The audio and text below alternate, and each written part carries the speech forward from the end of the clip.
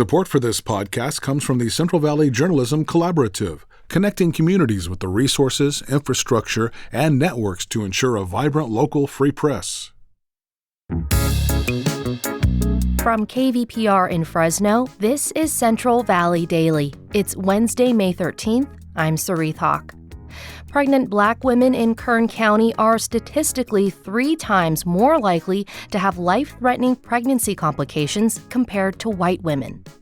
So it's a serious issue. The state knows it, the county knows it, and they're trying to look for various ways of trying to address the problem. So what's causing the issue, and what can be done? Today we speak with a Bakersfield reporter to learn more. But first, these headlines. 4 people from California were exposed to a hantavirus outbreak on a cruise ship earlier this month. State health officials announced 2 people are being monitored at their homes. Meanwhile, 2 others were sent to a secure medical facility in Nebraska where they're undergoing health evaluations. Hantavirus is often spread through urine or droppings of wild rodents. The strain that infected people on the Atlantic Ocean cruise ship can easily spread from human to human. Fresno Unified trustees will once again be asked to vote on a resolution to oppose a plan to expand the city's footprint. The vote over the so-called Southeast Development Area Plan, or SADA, takes place at tonight's regular meeting. The last time this was brought up in February, a majority of trustees moved to postpone the resolution. The resolution rejects the SADA plan outright. Critics of the plan say the long-term housing development project would decrease enrollment in long-standing schools. They also say it would drive families to new areas of development and out of the district. The Fresno County Board of Supervisors rejected 2 proposals from the Fresno County Public Library to participate in Pride Month events this year. The library had requested permission and funds to take part in LGBTQ celebrations in June. Fresno County Supervisor Gary Bredefeld had spoken out about the idea ahead of the board's vote. Here he is at a meeting on Tuesday. Our libraries belong to all of us. They should be about books, learning, and bringing families together. It should never be about promoting a political agenda or indoctrinating young, innocent, and very impressionable children to accept a lifestyle or political agenda they have absolutely no business promoting. Dozens of residents supported the idea, but others showed up to the county supervisors meeting to say children shouldn't be exposed to LGBTQ materials. Voting is 3 weeks away for the June primary. Thousands of people may cast their ballots by mail, but a new analysis of mail-in ballots by KVPR's Rachel Livenall finds many ballots returned late were not even counted last year. Valley counties such as Kern, Stanislaus, and Merced saw a surge in late ballots for the last election. Melvin Levy is the Merced County Registrar of Voters. He said the ballots were not counted because they were postmarked late. What we found in the special election last year is it was not a partisan issue. It did not affect one type of registered voter more than the other. A KVPR analysis found nearly 3% of returned mail-in ballots from Merced County were not received on time to be counted in 2025. Levy is telling voters to mail their ballot at least a week in advance. That says Valley voters will take part in some potential razor-thin congressional races where every vote will make a difference. The Merced County Republican Party isn't all in on mail-in voting. Gene Johnson is the chairman. I don't believe in the mail-in ballot thing, but if you're going to have mail-in ballots, there should be checks and balances. Johnson's party will hand-deliver ballots to ensure they're counted. For KVPR News, I'm Rachel Livenall. The city of Fresno authorized an application for a long-anticipated trail in the north part of the city. It would connect a trail at Woodward Park to a recreation area along the San Joaquin River near Palm and Nees Avenues. The city requested $5 million to cover part of the overall cost.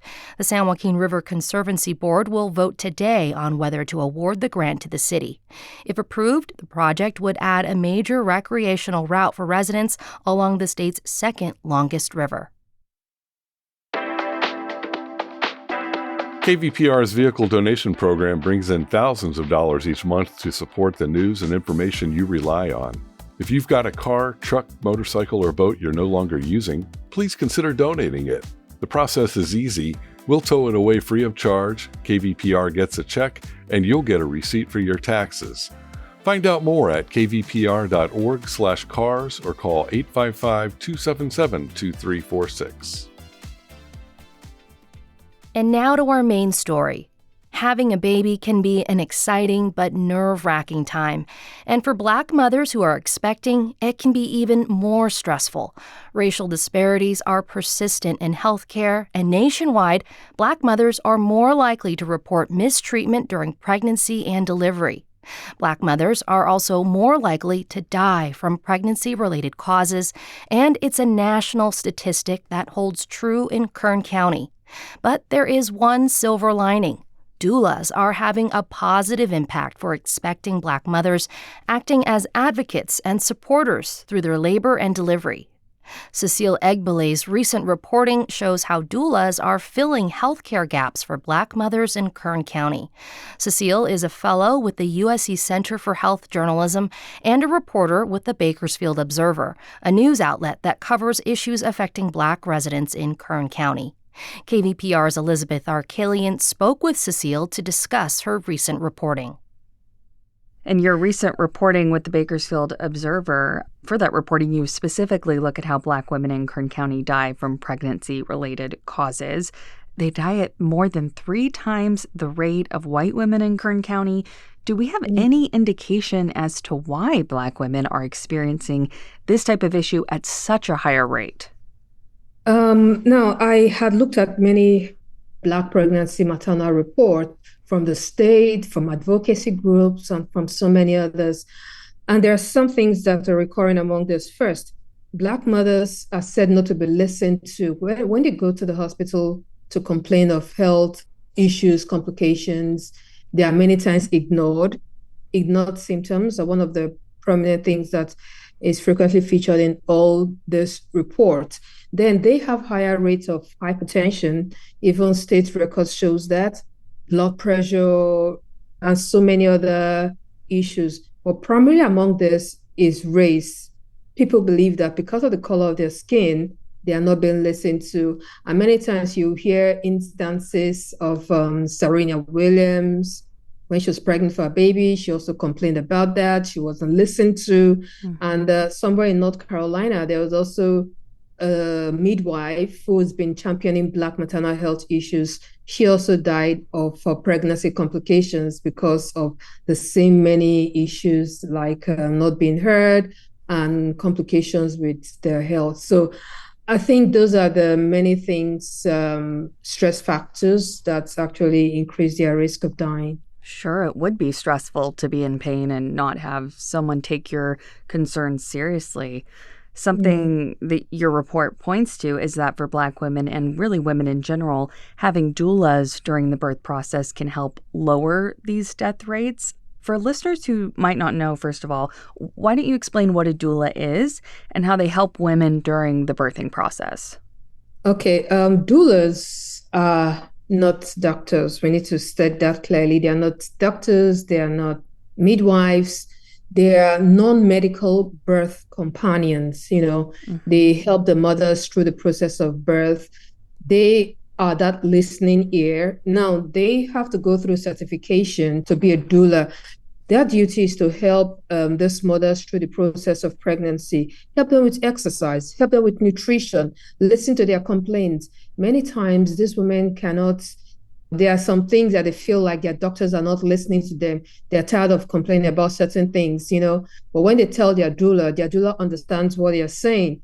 Then their doula sometimes can walk with them to their doctor's appointment to say, okay, this is what she's trying to understand. The doula understand the medical language that these mothers don't. They flag some of the concerns that these mothers have told them to the doctors. They are just the birthing companion through it. Before the delivery time, the doula has walked them through what it looks like to be in the delivery table, what it looks like to breathe, how your baby is going to be, how you're going to breastfeed your baby. It gives them that assurance. And some of these doulas are Black. So these women go to these doulas who look like them so that they can help them through the process. And the doulas also help the mothers post-delivery. Now, let me just quickly add this.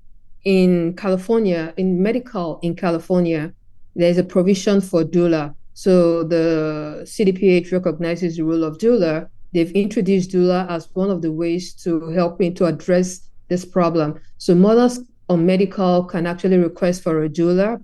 It's covered by their medical up to 12 months after delivery. So the doulas can go to their homes, help them with the babies, help them clean up, and just everything through their pregnancy process. So CDPH being the California Department of Public Health. Yes. And then you're saying that Medi-Cal does pay for that up to 12 months after delivery, correct? Correct. Okay. So doulas help pre and post-delivery. It sounds in a lot of ways they help advocate for mothers' needs and help walk them through the process. For your reporting, you featured a Bakersfield woman who actually used a doula. Tell us about Triana Adams and what her experience was like with the doula. For Triana Adams, she was pretty excited to have a doula. When she had a doula, she had a pretty good pregnancy, but when she was going into delivery, she wanted her doula to be with her in the delivery room.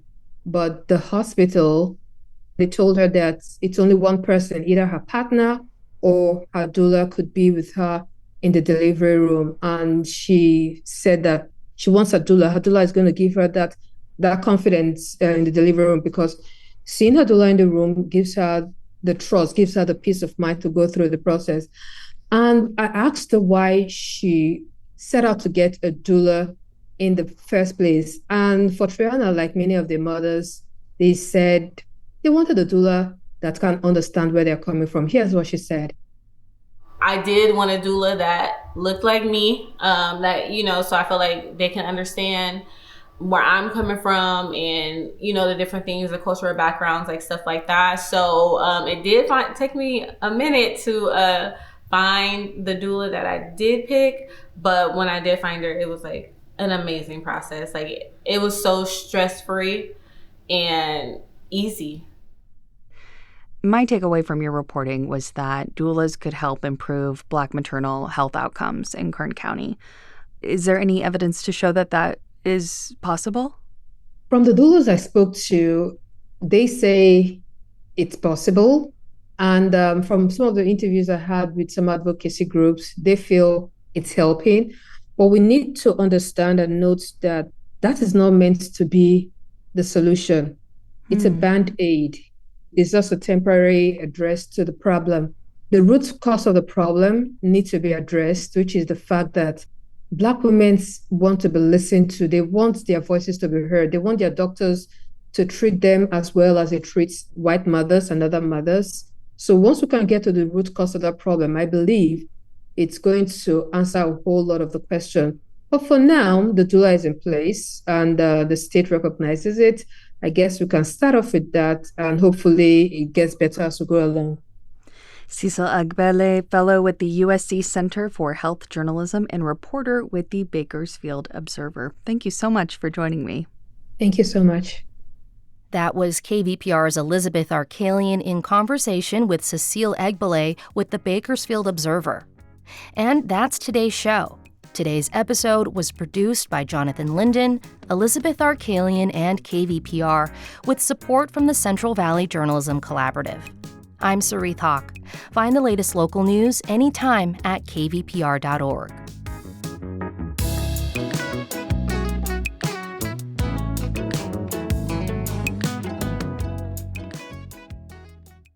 Every day on Up First, NPR's Golden Globe-nominated morning news podcast, we bring you 3 essential stories. At the heart of each story are questions. What really happened? What really mattered? What happens next? At NPR, we stand for your right to be curious and to follow the facts. Follow Up First wherever you get your podcasts and start your day knowing what matters and why.